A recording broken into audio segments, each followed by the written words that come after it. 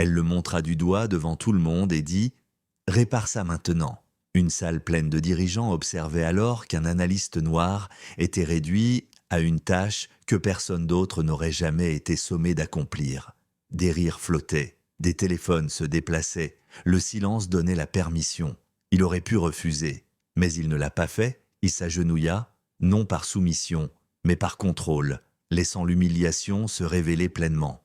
Parce que ce que personne dans cette salle de conseil ne comprenait, c'est que dans l'instant où il décidait qui il décidait aussi de ce qu'ils allaient perdre. La salle devint silencieuse au moment précis où le talon se brisa. Le bruit fendit le verre et les égaux à la fois. Les conversations se figèrent, les regards se tournèrent. Au bout de la table, Marianne Caldwell se redressa, la mâchoire crispée. L'autorité menaçait une demi-seconde de trop. « Quelqu'un répare ça », dit-elle. Son regard se verrouilla sur Evan Brooks, le plus jeune analyste de la pièce, le seul visage noir parmi des investisseurs qui avaient appris à regarder à travers lui.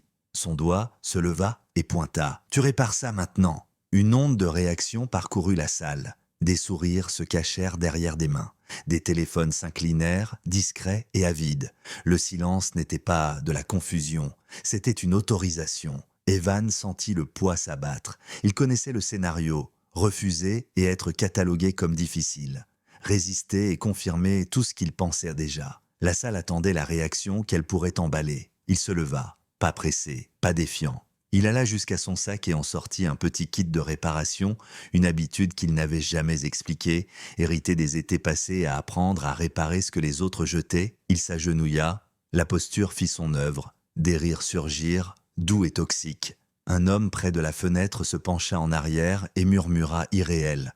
Les mains d'Evan étaient de stable. Il examina les dégâts, ajusta, resserra, fixa. 90 secondes passèrent. Pendant ce temps, la salle se trahit elle-même.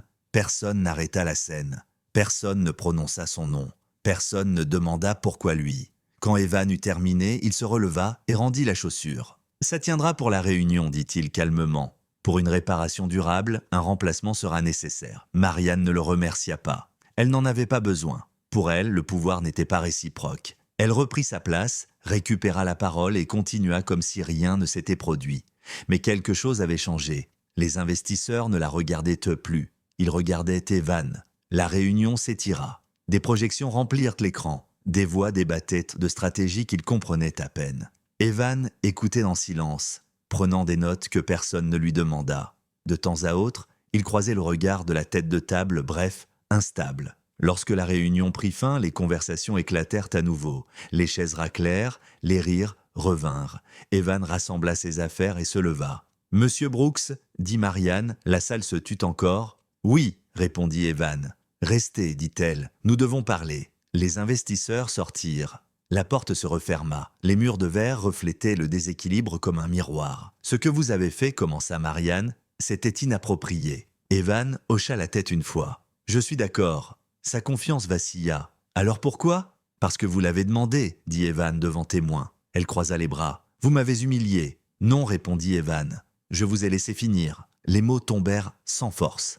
C'est ce qui les rendait dangereux. « Vous avez franchi une ligne, dit-elle. « Vous aussi, répondit Evan, en premier. Marianne expira brusquement. « Vous surestimez votre position. » Evan soutint son regard. « Vous sous-estimez votre exposition. » Il posa un dossier sur la table et le fit glisser vers elle. « Qu'est-ce que c'est » demanda-t-elle. « Un registre, dit Evan. De moments comme aujourd'hui.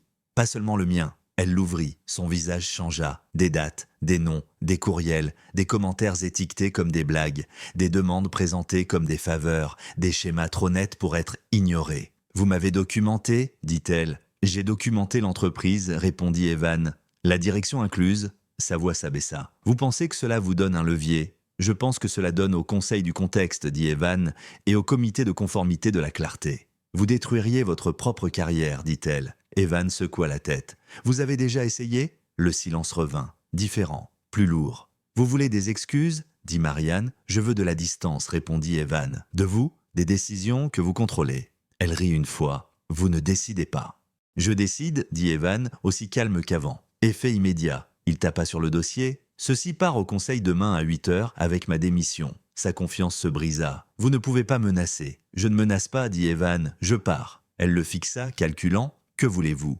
Evan prit son sac. un dossier propre, et la vérité sur papier. Et si je refuse? Evan ouvrit la porte. Alors la pièce s'agrandit.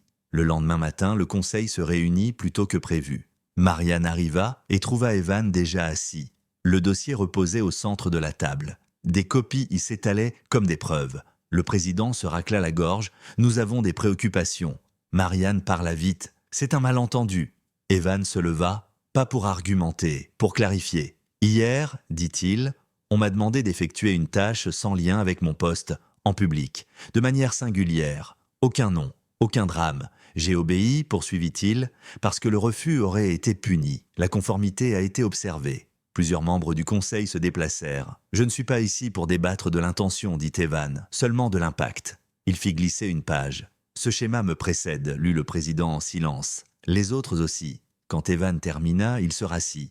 Pas d'applaudissements, pas de discours. Le président parla. « Madame Caldwell, nous allons ouvrir une enquête immédiate. » Le visage de Marianne se crispa. « Sur quelle base ? » « Sur la conduite du leadership, répondit le président. « Et le risque ?» Evan se leva de nouveau. « Ma démission tient. » Le président leva les yeux. « Retirez-la. » Evan secoua la tête. « C'est terminé pour moi. » Le vote fut bref.